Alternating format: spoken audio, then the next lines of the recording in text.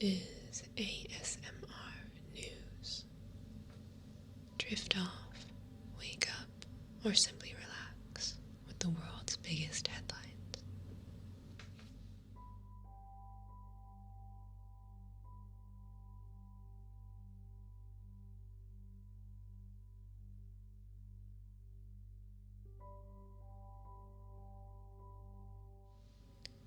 President Donald Trump nominated Judge Amy Coney Barrett to fill the seat of the late Justice Ruth Bader Ginsburg. If confirmed, Barrett would become Trump's third nominee to serve on the court. Barrett currently serves on the U.S. Court of Appeals for the Seventh Circuit. As a devout Catholic, her legal opinions and remarks on abortion and gay marriage have made her popular with the religious right, but earned vehement opposition from liberals. However, she has repeatedly insisted her faith does not compromise her work. She graduated first in her class at the University of Notre Dame Law School and was a clerk to Justice Antonin Scalia, who, in her words, was the staunchest conservative on the Supreme Court at the time.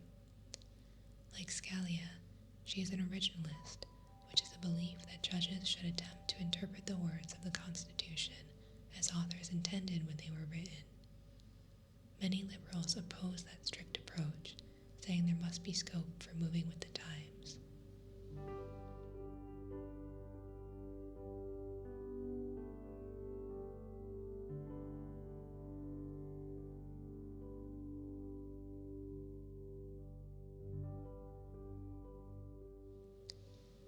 The New York Times reports that Donald Trump paid $750 in taxes in 2016 when he won the presidency, and another $750 in 2017, his first year in office. It also reports that he paid no income taxes at all in 10 of the previous 15 years, and that he is involved with a 10-year tax battle with the Internal Revenue Service over the legitimacy of a $7.29 million tax refund. If the IRS rules against that, he could be liable for more than $100 million in back taxes, interest, and penalties. Trump immediately declared the report was fake news.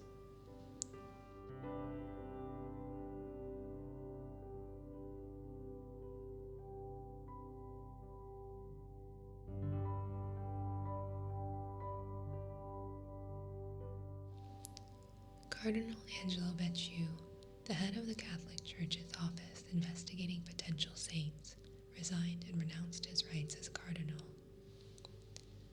The Vatican said only that Pope Francis had accepted Becciu's resignation as prefect of the Congregation for the Causes of Saints and his rights connected to the cardinalate.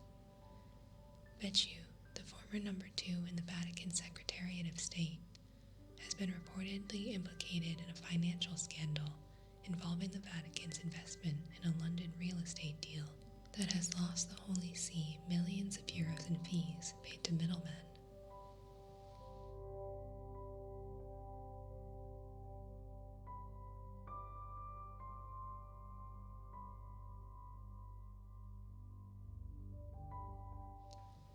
A territorial dispute between Armenia and Azerbaijan resulted in the deaths of 23 people on Sunday, with the heaviest clashes in years. The Nagorno-Karabakh region is internationally recognized as part of Azerbaijan, but controlled by ethnic Armenians. When it broke away in the early 1990s, tens of thousands died in fighting. Martial law has been declared amid the violence in some parts of Azerbaijan, as well as in Armenia and Nagorno-Karabakh.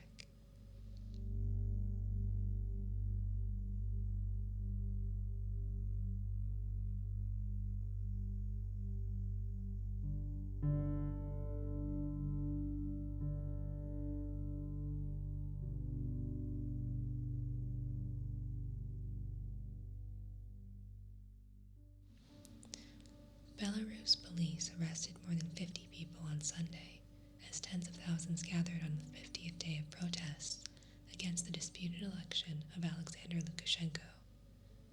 Video footage appeared to show police spraying an irritant directly into the faces of protesters in one city. The The Electoral Commission says Mr. Lukashenko won a sixth term with more than 80% of the vote. But the opposition says he cheated and that they won the election with at least 60% of the vote. Several EU countries and the US say they do not recognize Mr. Lukashenko as the legitimate president of Belarus.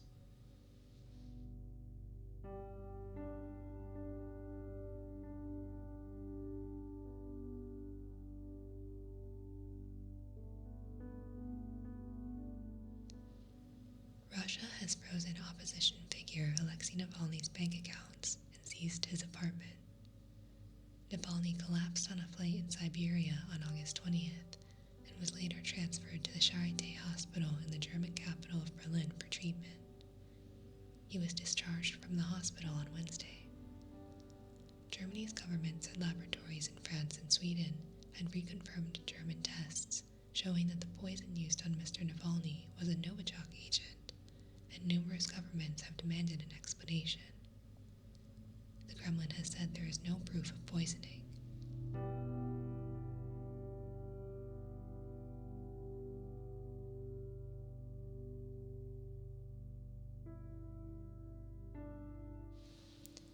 The U.S. Department of Commerce has warned American suppliers of SMIC, China's biggest chip manufacturer, of unprecedented risks that their products could be used by the Chinese military, reminding them they must apply for licenses to ship controlled items to the firm. While SMIC has denied any military links, its share price dropped about 7% in reaction.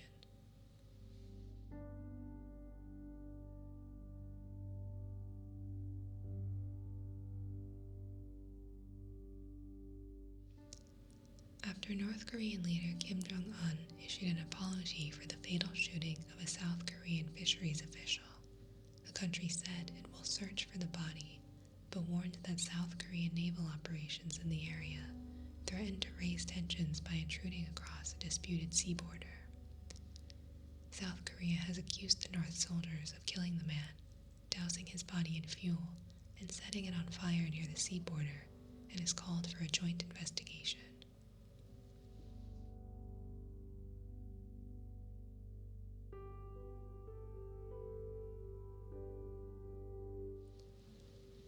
Initial reports on whether Russia's Sputnik V vaccine safely produces an immune response have produced questionable results. Graphs showing the level of immune response in different people at different time points after taking the vaccine appear to show repeating patterns of data. Experts suggest it is unlikely to be accidental. They have requested the data behind the graphs, which the Russian vaccine team has said it will provide.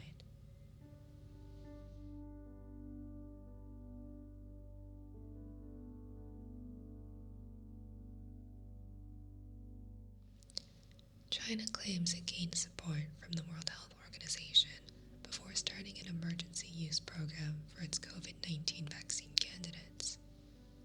The country has been administering experimental coronavirus vaccines to hundreds of thousands of people since July under an emergency use program approved by the Chinese government before their safety and efficacy have been fully proven by clinical trials. It has been a key player in the global race to develop a coronavirus vaccine, with 11 vaccines in clinical trials and 4 in phase 3 trials. Worldwide, there are 38 vaccines in human trials, including 9 in phase 3.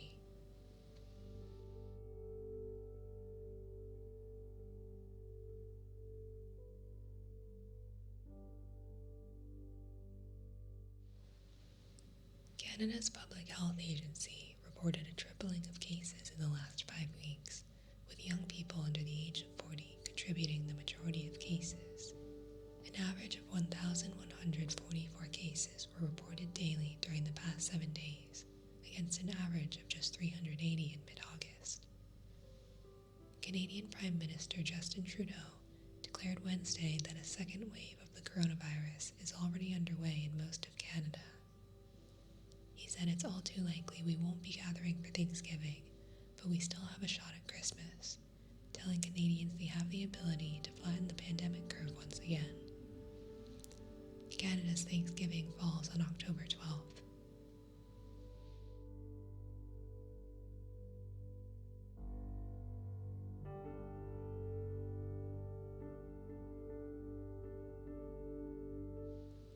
Nine months into the coronavirus epidemic, most African countries have fared better than other parts of the world. Worldwide, there have been over 33 million cases and 1 million deaths.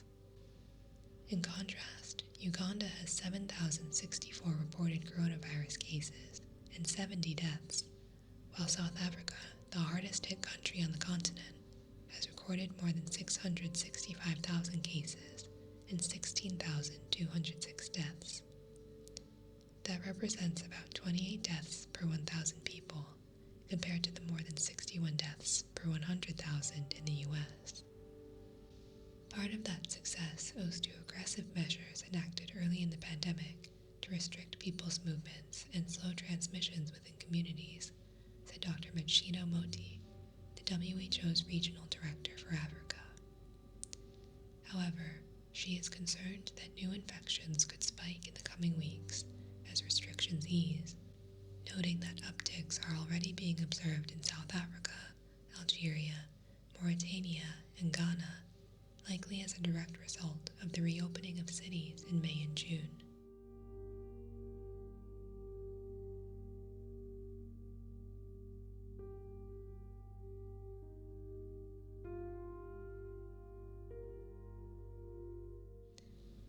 Beijing has ordered importers to avoid frozen food from countries suffering severe coronavirus outbreaks after several incidents of imported seafood tested positive for the virus. Both the World Health Organization, the WHO, and the U.S. Centers for Disease Control and Prevention, the CDC, have said the possibility of catching COVID-19 through food is low, but China is on high alert for possible recontamination.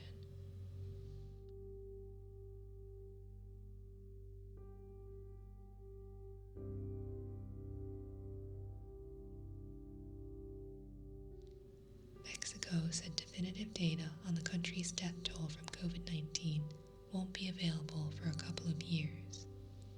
The statement is likely to revive debate about Mexico's death toll, currently at 76,430, the fourth highest in the world. Officials have acknowledged in the past that the figure is a significant undercount because it includes only those who died after a positive test result, almost always at a hospital. Mexico does very little testing, and many people die without a test.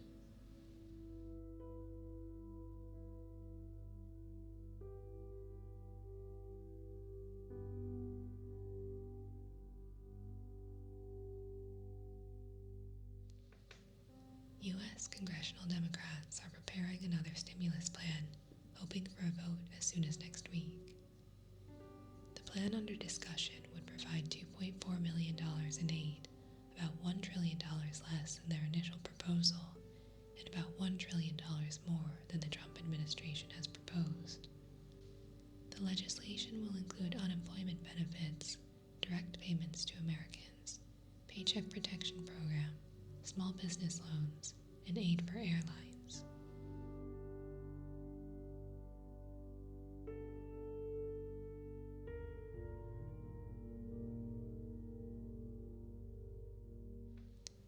The Ukrainian Air Force transport aircraft crashed late Friday, killing 25 people. Officials said 2 survivors were in critical condition at medical facilities. At least 10 Antonov AN-26 aircraft have been involved in crashes since 2017.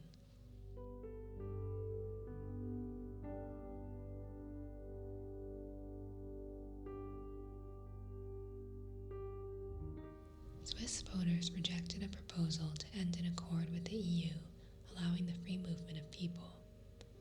Nearly 62% said they wanted to keep free movement, while 38% were against. Supporters of the anti-free movement plan said it would allow Switzerland to control its borders and select only the immigrants it wants. Opponents argued it would plunge the economy into recession and deprive Swiss citizens of their freedom to live and work across Europe.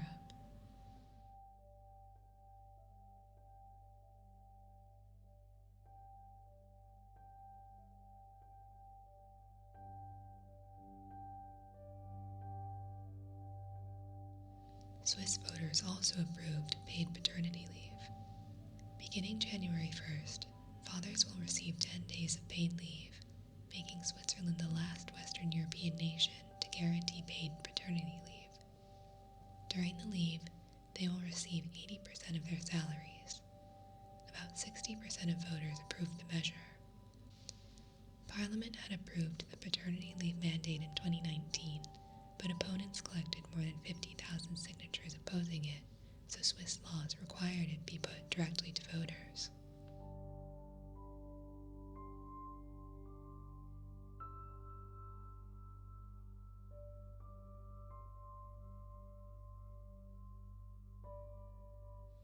France is investigating potential corruption associated with the Tokyo Olympics. The inquiry grew out of a 5-year investigation into Russian bribes that allowed athletes to compete despite positive doping tests, which resulted in multiple convictions by a French court last week. Both the case that was just decided on and the Tokyo Olympics investigation center on payments made to a Senegalese father and son.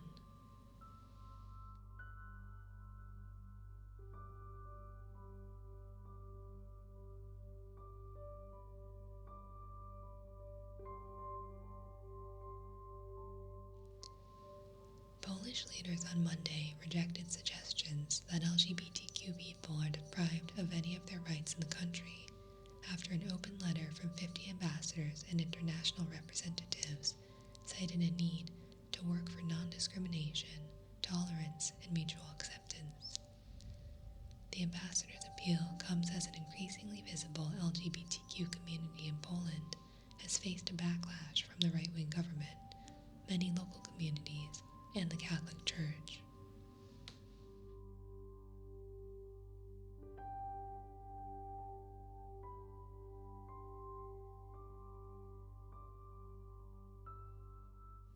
South Africa's President Cyril docked 3 months of Defense Minister Nosiviwe Mapisa Ndakala's pay after she allowed party officials to fly on an Air Force plane to Zimbabwe.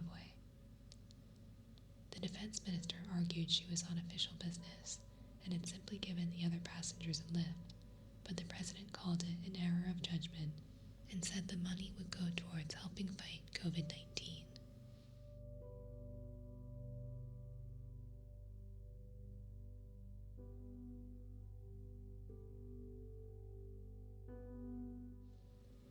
Nigeria's military reports 4 soldiers, 10 police officers, and 4 civilians were killed in an ambush on a government convoy by Islamic militants in the northeast of the country.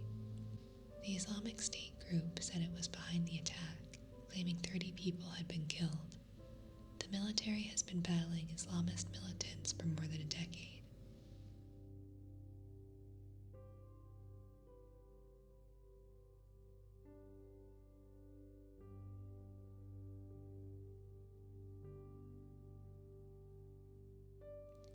A killer was convicted Thursday in Australia's longest-running cold case. Bradley Robert Edwards, 51, was found guilty of stabbing to death 2 women after DNA evidence from the mid-1990s led to his arrest. In 1996, the body of 27-year-old lawyer Ciara Glennon was found tossed in the bushland with a stab wound on her neck. In 1997, a 23-year-old childcare worker, Jane Rimmer, was also murdered in the same area in the same way. Another woman, 18-year-old secretary Sarah Spears, also went missing in the same area in 1996, but her body was never found. The cases went cold until 2016, when Edwards was convicted of 2 rapes. Police matched his DNA to samples taken from under the fingernails on Glennon's left hand, which got there as she tried to fight him off, prosecutors said.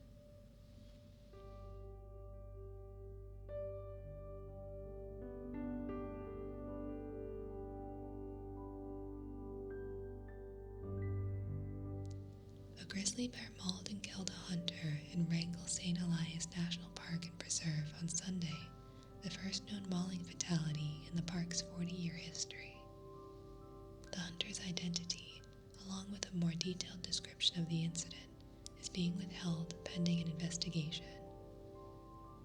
Wrangell is America's largest national park at more than 20,625 square miles, bigger than Yellowstone and Yosemite combined.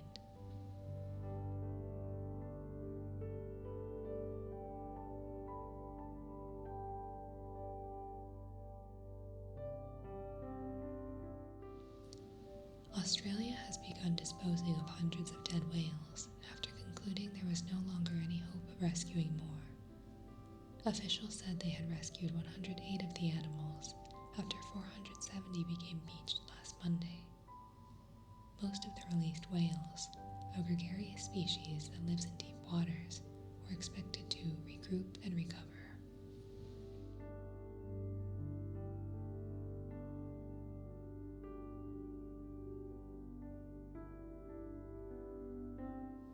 A suspect has been arrested in a knife or meat cleaver attack outside the former Paris office of the Charlie Hebdo satirical weekly.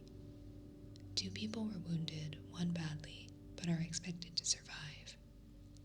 A meat cleaver had been found on the ground near a metro station. Police said the suspect is an 18-year-old known to security services who was born in Pakistan.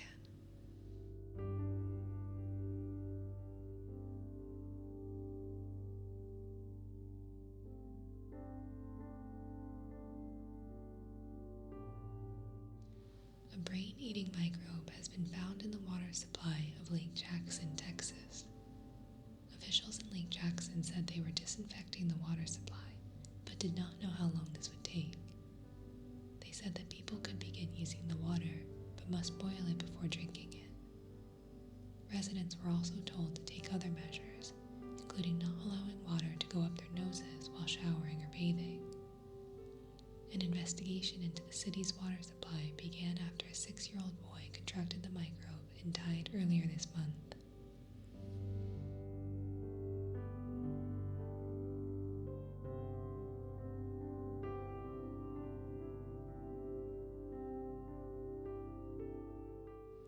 An American man who posted negative reviews on TripAdvisor about a Thai resort has been arrested after being accused of causing damage to the reputation of the hotel. If convicted, he faces up to 2 years in prison and a fine of up to $6,300. Wesley Barnes, who works in the country, recently wrote that the staff of the Seaview Resort act like they don't want anyone here. The owner filed a formal complaint against Barnes, accusing him of unfair reviews, and Barnes was subsequently arrested before being released on bail.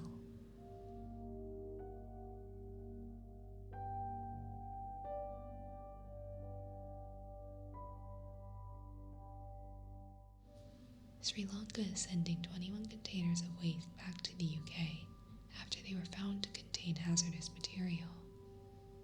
The shipment was meant to be made up of used mattresses, carpets, and rugs for potential recycling. Authorities said there was also plastic and polythene waste in the containers.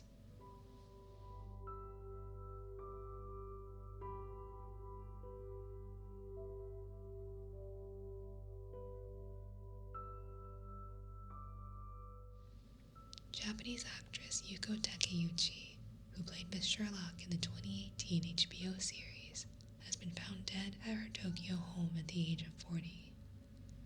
Police have launched an investigation and suspect the mother of 2 took her own life. Japan has one of the highest suicide rates in the world, although figures have dropped since preventative measures were introduced in 2015, according to the World Health Organization.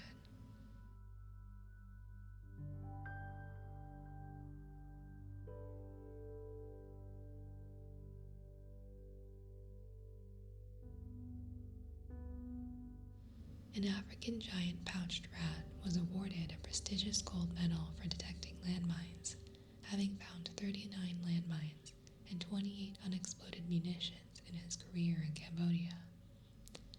There are thought to be up to 6 million landmines in the Southeast Asian country.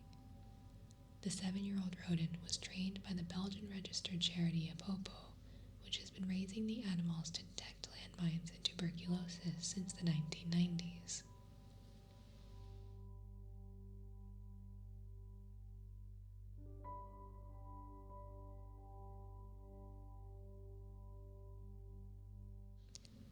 researchers have discovered footprints in Saudi Arabia dating back 120,000 years, indicating the earliest evidence of human movement into the region. It is believed that the footprints date to the last interglacial period, when human conditions facilitated human and animal movement across a region which was otherwise comprised of deserts. They also identified footprints belonging to horses, camels, and elephants. The elephant prints are notable because it has been thought they were extinct in the region about 400,000 years ago.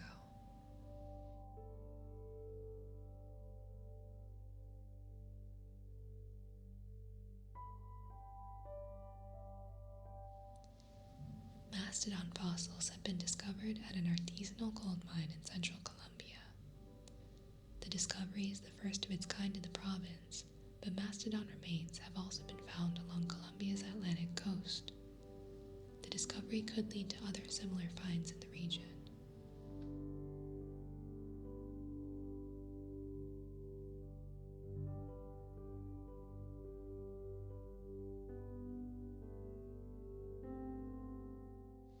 Chilean scientists identified a species of frog last seen more than 80 years ago, prompting new calls for conservation. They identified the small Hall's water frog, named for the American researcher and collector Frank Gregory Hall, who discovered the species in 1935 in a tiny hot spring oasis in Chile's Atacama Desert.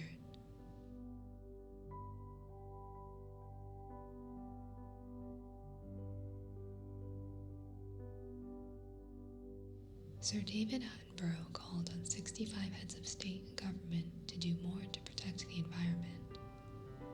In a recent BBC documentary, Attenborough issued a stark warning about the extinction crisis and its effects. He said, if ever we needed a strong signal from world leaders, for people like you, that we are going to solve this, then this is now. Last year, a UN report found that around 1 million species are now threatened with extinction, and encroachment on the habitats of wild animals also increases the risk of outbreaks of new disease.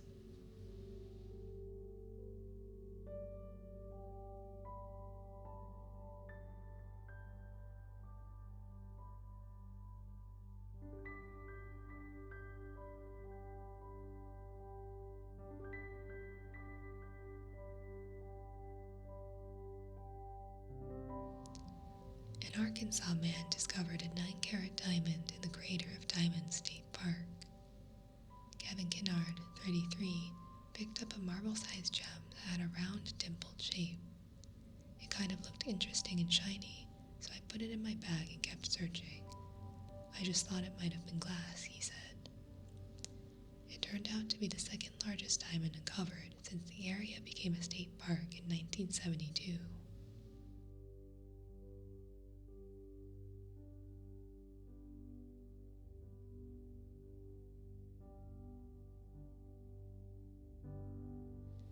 Thousands of Maasai men passed from Moran, warriors, to Mzee, elders, in a ceremony that occurs once every decade. About 15,000 men from Kenya and Tanzania congregated to feast on an estimated 3,000 bulls and 30,000 goats and sheep. The arrival of the coronavirus in March forced a postponement of the ceremony until this week.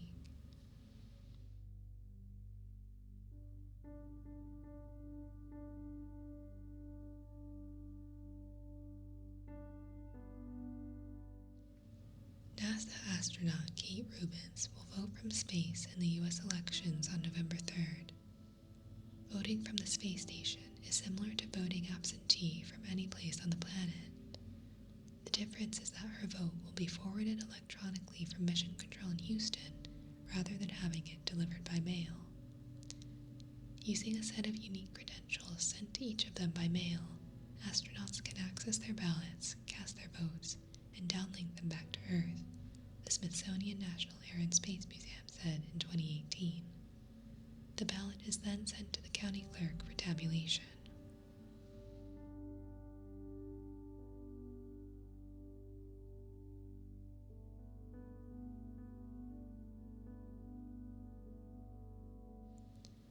Amazon launched its Luna Cloud gaming platform, including both software and an optional $49.99 physical controller that can connect to a Fire TV, PC, Mac, and mobile devices. Luna will offer an interface with channels that can be subscribed to individually for separate monthly fees. So far, it has only announced the price of a Luna Plus channel, which costs $5.99 a month, and will include games like Resident Evil 7, Control, and Panzer Dragoon.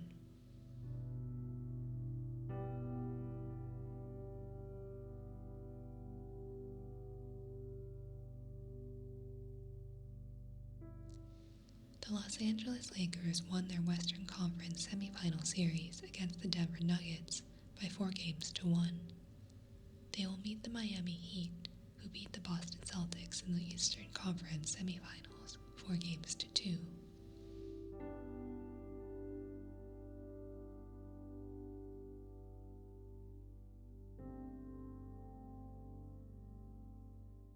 In the WNBA, the Seattle Storm won their semifinal series 3-0 against the Minnesota Lynx.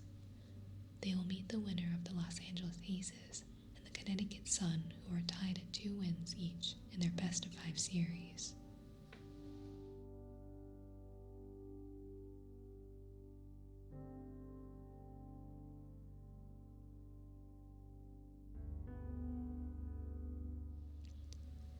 Despite errors that led Chelsea being down 3-0 after 27 minutes, the Blues rallied to score 3 goals in the second half, including one in stoppage time, to tie West Bromwich Albion 3-3 on Saturday. An error by Marcos Alonso led to Callum Robinson opening the scoring for West Brom in the 4th minute, and the Irish striker made it 2 when Chelsea's new signing Thiago Silva, who was given the captain's armband, miscontrolled the ball. Kyle Bartley was left unmarked to add a third in the 27th minute with a close-range finish to send Chelsea in 3 down. Mason Mount, Callum Hudson-Odoi, and Tammy Abraham scored for Chelsea.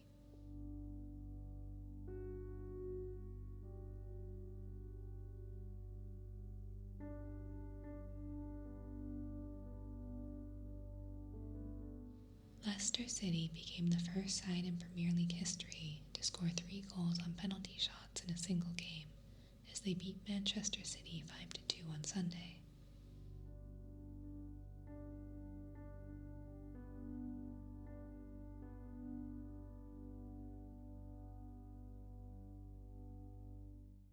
In the National Hockey League Finals, the Tampa Bay Lightning beat the Dallas Stars 4-2 to win the Stanley Cup.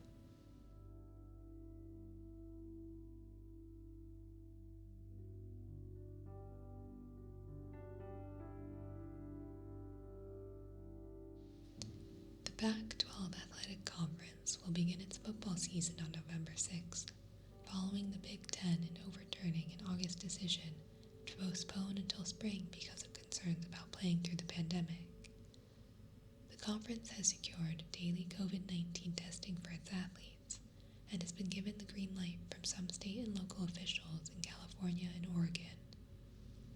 The conference football championship game is set for December 18th, putting the conference in play for college football playoff and New Year's Six Bowl selection. Men's and women's basketball seasons will start November 25th.